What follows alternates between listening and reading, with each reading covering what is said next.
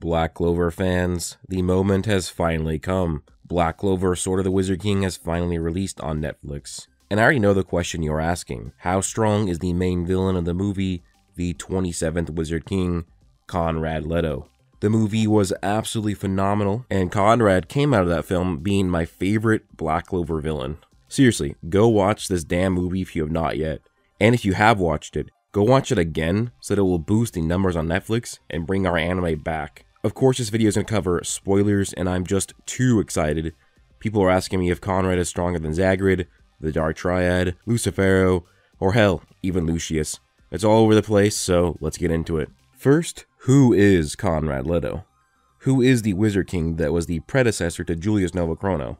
There's actually a lot of information on Conrad's backstory that was present in the light novel, but it was cut from the film, so I'll be going over that first. These translations are from Night Baron. Conrad was born into a noble family, but due to his thief-like unlocking magic, he was shunned by those around him, leading to a lonely childhood. As he grew older, he discovered the true value of key magic, but as people feared its power, the gap between him and those surrounding him was never bridged. Conrad joined the Magic Knights, where he met a young Julius and a caring young woman from the Forsaken Realm, Lavilia. Conrad learned to trust those two, and as a result, began to open up to those around him. Conrad kept gaining achievements together with his companions and eventually became the Magic Knights captain of the squad, the White Serpent. Conrad's life was going smooth while married to his vice captain, Lavilia. One day, he received a mission for his squad.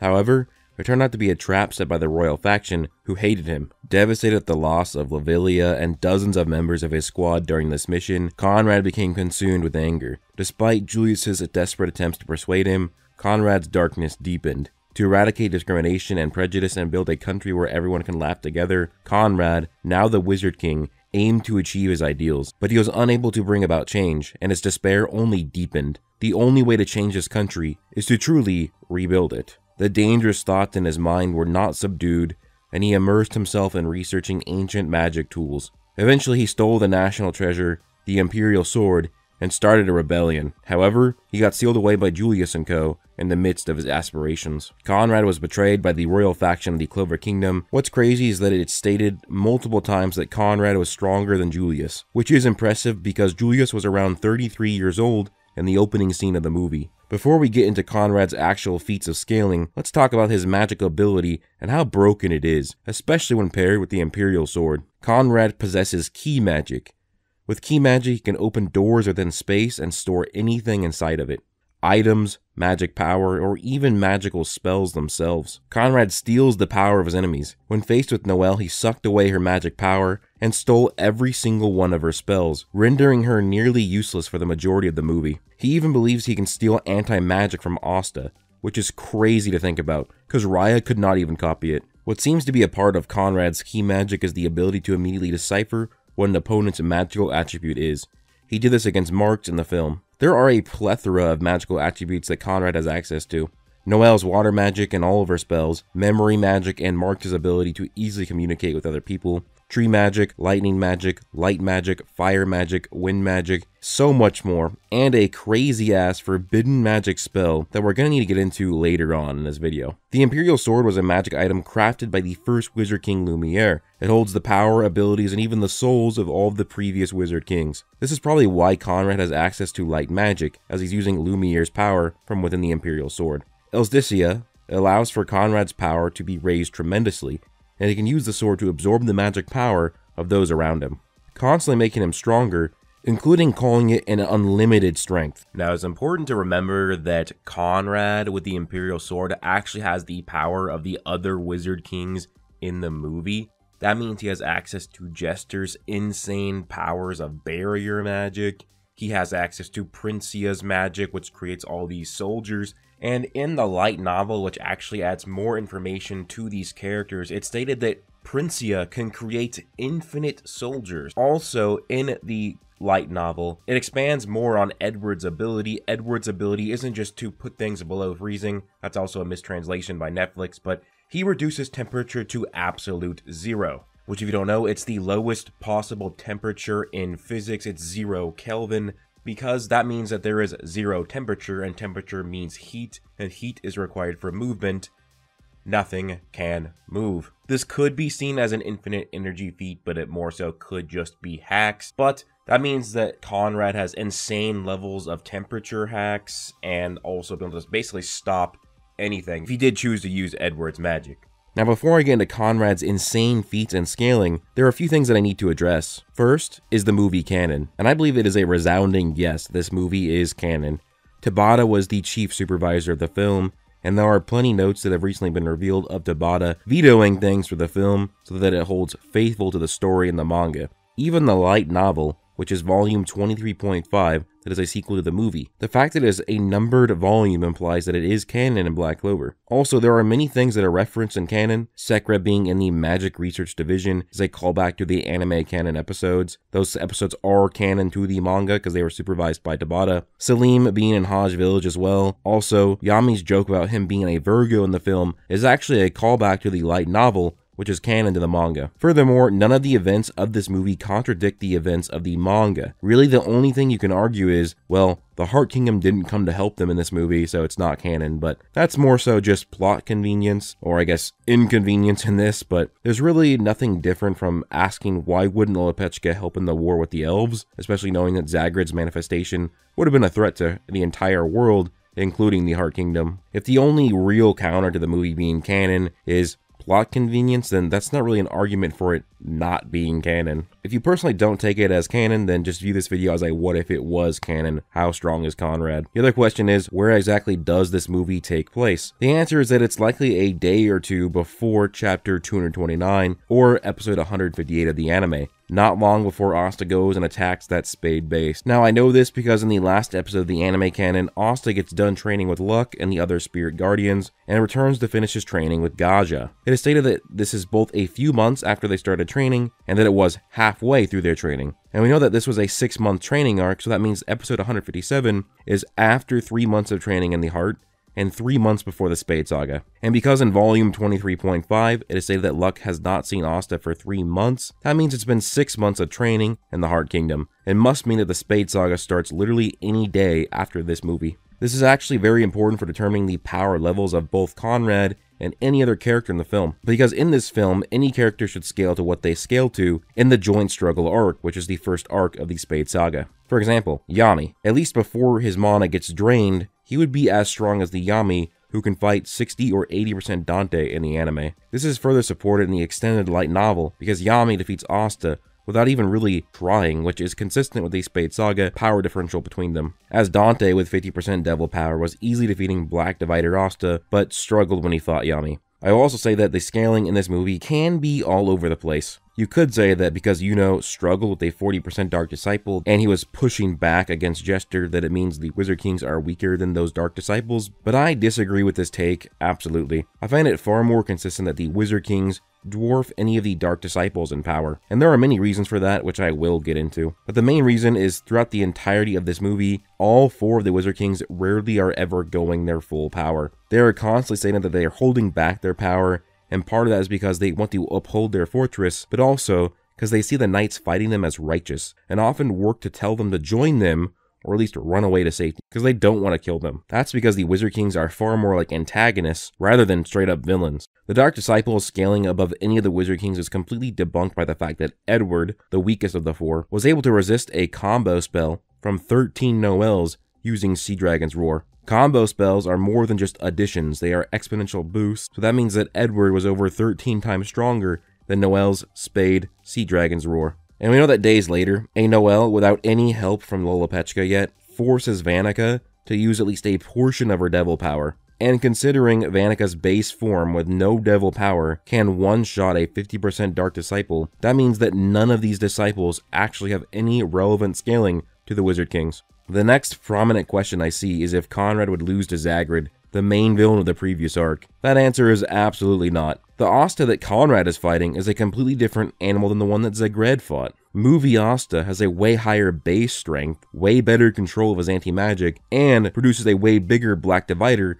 than what Zagred took. And yet Conrad, while holding back, lets Asta give him a direct hit. This direct hit giving him pretty much 0 damage, which is a pretty hard cry difference from Zagred, who is shitting his pants from a much weaker Black Divider and actually was spamming spells to slow down Asta and weaken the blade. Furthermore, if you use any of the anime canon scaling, then Zagreed is actually weak in comparison. During one of the training arcs, an Asta who is already stronger from the Elf arc trains in the underground dungeon, where the mana gets stronger the deeper they get, in which it is stated that Asta and everyone else are getting stronger and stronger with each step they take. Asta in his black form loses to a magical spider, and this spider scales to these magic golems. These magic golems are later able to be one-shot by Magna, which means that at the end of the training, Magna had surpassed how strong Black Asta was very early in the training. Later on, Magna would get this manic mana state once again, which is the same state that him and Luck achieved while surpassing their limits once again. In the light novel, this is shown to be at least a 25 times multiplier in power, and yet Asta in his base form fights the two of them at once. So Asta's base form in just a few days became over 25 times stronger than his black form at the start of the training. Asta would continue to get stronger and would go to the Heart Kingdom, where he would fight and train with Gaja. Gaja was not impressed with Asta's black form too, Black Divider, but after Asta spent some time away training with the other Spirit Guardians, he returned, and Gaja thought that even Asta's base was impressive and thought he got a lot stronger. This could mean that only halfway through training with the Spirit Guardians, Asta's base form was now more than 25 times the power that defeated Zagreed. And if Conrad is toying with these power levels of Asta, then it just means that Zagreed has no chance in hell. Conrad would bully Zagreed, steal his magic, which then would also make Conrad arcane, and then he would just pop his heart just as easily as the magic item in the movie. Now, the most common point of reference for Conrad is how does he compare to Dante and the rest of the Dark Triad. This makes sense to compare because this will be the main villains our cast will face just days later after experiencing the events of the movie. Yami, as I said, scales to 80% Dante. This is the same Yami that fought Dante in that. This is, like I said, it's just a couple days before the Spade Saga, and yet Yami was struggling against Edward. We can see him, like, even Yami doing a spell alongside Leopold, their attack is almost nothing to Edward's ice. Also, Conrad wasn't even that impressed with Yami, and even Julius didn't think they'd be enough to take down Conrad, and they would be defeated. Now, we know that Conrad also took Marx's memory magic, which gives him the memories of Marx, and Marx knows a lot about the incoming war with the Spade, and the Black Bull saw what Zenon could do in the pre-time skip, which was stated to be his 40% devil power, and they told Marx about it in the anime canon. Despite this, Conrad still believes that he can take over the entire world, which puts him above a 40% Zenon at the very least. He should also know the power of the Heart Kingdom as a whole through Marx's memory magic and all the intel shared between the Magic Knights. But keep in mind, considering the vast spy network of the Clover Kingdom, Marx probably knows about the higher levels of Zenon's power as well, or at least has heard rumors about it, because by the end of Zenon's invasion, he would be able to use his 80% devil power. So what else can we use to show the levels of Conrad's power? When Conrad transforms into his compound form, I call it that because it's literally a compound spell between all of the Wizard King's power in the world and all of his spells he's personally stolen, and compounds it into something transcendent. This compound form actually scales to Asta's devil arm in the movie. Now, because Asta's base should be around the same as his Spade counterpart, and not only does he have a devil arm, but also an additional horn and wing, so this is likely a much stronger Asta than the one that fought and defeated 80% Dante. And yet Compound Conrad was able to fight this Asta near evenly. The only way for Asta to actually defeat Conrad was for him to absorb one of his full power attacks with the Demon Dweller sword and launch it back at him, knocking him into the Imperial Sword and shutting off its magic power. Now what this means is while Compound Conrad scales above Spade, Devil Arm Asta, and 80% Dante, he likely does not scale to Devil Union Asta. That's because we can clearly see the difference in level here of the amount of anti-magic and the amount of true anti-magic. It's gonna be very different, so he likely does not scale to Devil Union in his compound form. Though you might find it crazy that Compound Conrad is not even the strongest Conrad. That is reserved for his forbidden magic called Doom's Gate. Here is what Doom's Gate is referred to as in external sources, translated by Piku.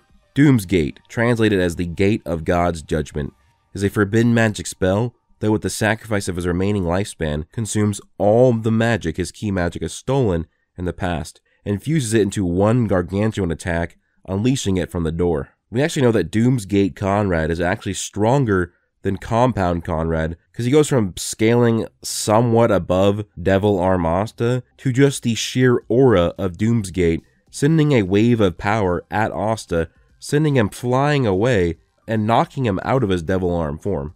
The spell would only get even stronger as Conrad summoned a massive meteor and seemingly the more enraged he got, the stronger the spell, and as he pushed back against Asta, it went even more. Asta was not strong enough on his own and would be handed the Imperial Sword. Inside the Imperial Sword is the magic power, spells, and souls of all the past Wizard Kings. On top of this, nearly everyone in the Clover Kingdom gave Asta their own essence to the sword, into which he compressed that power into a wing and Måneskin-like form across the other half of his body. Even with all of this power, Asta still actually struggled to destroy the meteor, and it took serious effort, which is actually insane when you think about it. Not only is the magic power and every single spell from every single Wizard King and every single person around Asta condensed into that Imperial Sword, this includes crazy spells like Dimension Slash and even Glamour World, and yet Conrad was still able to resist it. Asta unleashed all the power as the sword would dim and break at the end of the fight, but he would prove successful in destroying the meteor and saving the world. So we got Compound Conrad scaling above 80% Dante, and Doom's Gate Conrad scaling a lot higher than that.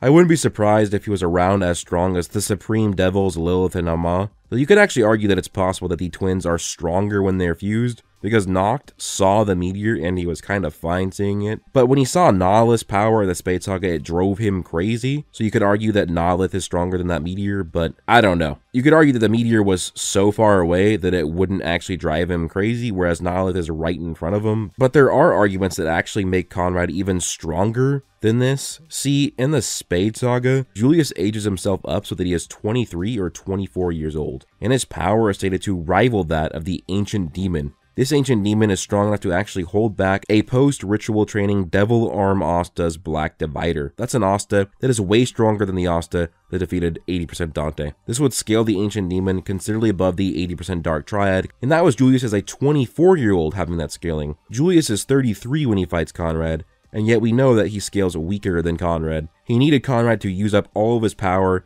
and then he takes him off guard and seals him away with time magic. This is probably supported since Yami, who scales to 80% Dante, was nothing to Conrad, even when he barely started absorbing magic power, with it also implying that he needed to use Osteroth's power to defeat Conrad, as we see Osteroth's Devil Eye inside of Julius. If base Conrad is stronger than a possibly Osteroth-amped 33-year-old Julius, well, that kind of completely changes the game, and it makes him even far stronger than we previously thought. But there's really no way to scale what his upper limits are within Black Clover. It's just going to be one of those things until we get more information. It's really going to be hard to scale the actual ceiling of Conrad's power. I mean, we know that Julius scales to base Lucius, and base Lucius scales above 100% Lucifero because he absorbed his power. But that's 43-year-old Julius. We don't know where 33-year-old Julius resides on that scaling chain. We'd have to argue that Conrad, even in his compound form, was still holding back against Asta, which I think is actually pretty easy to argue. It's actually consistent with how the movie shows he was holding back the entire movie.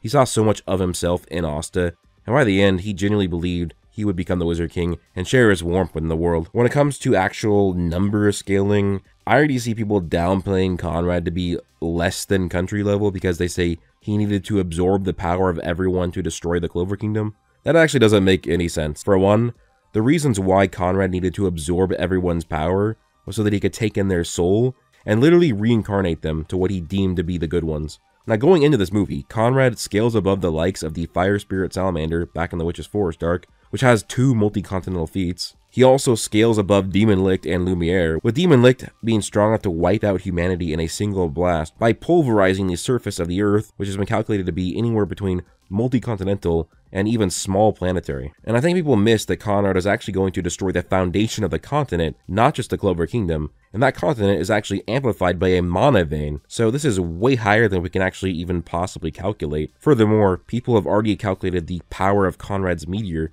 considering how high he was within the atmosphere, and how big the meteor is from the ground. Even assuming the average speed of a meteor for re-entry into the atmosphere gets Doom's Gate Conrad to moon level, which actually kind of makes sense because he scales above Dorothy and Reeve, who both created moons in the actual manga and anime back in the Elf arc. Now, this calculation was done by Epsilon, so credit to him. He used like the average speed you can use for a meteor, but I took some of the math that he used from this calc and changed the speed to see what you could actually get. Like, for example, I think that the speed for this calc is probably way slower than it actually was, considering that even just base Conrad was using lightning magic, which would move at least lightning speed. And this is a much more powerful Conrad. Like I said, a suppressed base Conrad has lightning spells, This is a forbidden magic Doomsgate Conrad who scales even above his full power compound form. If you assume the meteor was moving at lightning speed, this actually makes it a planetary feat. And if you go even higher than that, there are some feats of Conrad moving at way higher speeds, and you can get to large planetary, which is crazy. I know that Conrad said that he was going to destroy the foundation of the continent, but it could be argued that the Clover Kingdom is just this big, that it takes a moon or planetary powered meteor to destroy the country. For example, just because a planetary asteroid hit the One Piece planet doesn't mean it would destroy the planet just because it's a planet. One Piece is a massive world. Or think of Fairy Tail, for example. Fioria is just a small country in that world, but the Fairy Tail world is so large that what they consider a small country is actually multi-continental in size in our world. But it gets even crazier when you think about the potency behind the Imperial Sword that Asta wields. As I said earlier, the Imperial Sword doesn't just absorb magic power, but also the magic and spells of the people it absorbs. It actually absorbs a fraction of their soul as well, and that makes sense because the Grimoire, which holds all of the user's spells, is bonded to their soul. Even Conrad said that his form was just a combo spell, and that's why we can see that he uses Lumiere's light magic in the film. So all of the magic power of Asta's allies, all of their spells, are compressed into the Imperial Sword and his own form. Glamour World, an infinite-sized magical space, and Dimension/Equinox, a spell strong enough to destroy and shatter that space to bits, would be coursing through Asta, as well as the power of all the previous Wizard Kings, amplifying it even higher. Which could mean that the power that Conrad stalled was a high universal, or literally infinite amount of power. And Conrad may have actually beaten Asta, if not for seeing the picture of his loving wife and that snapping him out of it. Now, when it comes to the power of Conrad and the Imperial Sword, it wasn't just Dorothy's Glamour World and Yami's Dimension Slash put in there, but remember, it is also Edward's Absolute Zero, which it does require infinite work to do Absolute Zero in physics, so that could be an infinite level feat. Princia can create infinite soldiers, so you have an infinite amount of soldiers. So that's like several levels of infinity, all contained within Asta's Imperial Sword power. Now, when it comes to Conrad's speed, it's pretty easy to argue. Black Clover characters have been faster than light since chapter like 48 in the manga, and have gotten way faster since then. If he scales to the Dark Triad in speed, that makes him many thousands of times faster than the speed of light. And it really can get crazy, but this video is more so focused on his strength, not his speed, so I don't want to get into it too much. There are arguments for even crazier levels of speed. For example, a weaker version of Dorothy from this movie created Glamour World, which is an infinite realm in finite time, which means she might have infinite speed for her casting speed. And Conrad scales above her, so he might have infinite combat speed. Also, Conrad was sealed away in time magic. Now we know that in Julius's time magic, time is stopped and power is nullified. So that means that Conrad with no power can both react and move within stopped time, which means he might have inaccessible speed. One final thing I want to address, people are also going to address that these Wizard Kings are weak because of their placement in the timeline, as they are before the Dark Triad. And people will say that because Yuno struggled against a 40% Dark Disciple, but fought Jester, that means that Jester is weaker than a Disciple. That's just not true. But I will be making a video ranking and explaining every single one of these Wizard Kings, and I will debunk those types of claims in that video. I don't want to spend this entire video justifying every single claim or part of the power system, or else it's going to be way too long. It is just far more consistent that the Wizard Kings scale above the Dark Disciples, and even the Dark Triad possibly. In conclusion, Conrad is an absolute boss with very versatile abilities, already possessing countless magic types and the ability to steal even more. He makes Zagreid look like a desk jockey, and probably solos the Dark Triad with his compound form, and possibly even in his base form, if he actually does scale above Captain Julius. And with the ability to summon meteors in exchange for his own life, and that meteor having the ability to destroy planets, or maybe even pack literally universal or infinite power, I really do hope that we get to see Conrad in the future. Who knows, maybe he will come back as a paladin in Lucius' army. With that being said, hope you guys enjoyed my first video discussing the Black Clover Sword of the Wizard King movie. I have a lot more videos on this movie coming out in the near future. If you have any ideas of what videos you want me to make, please comment down below. Please leave a like if you enjoyed and if you were really hyped about this movie. Subscribe, turn notifications. Hope you guys all have an amazing day. Peace out.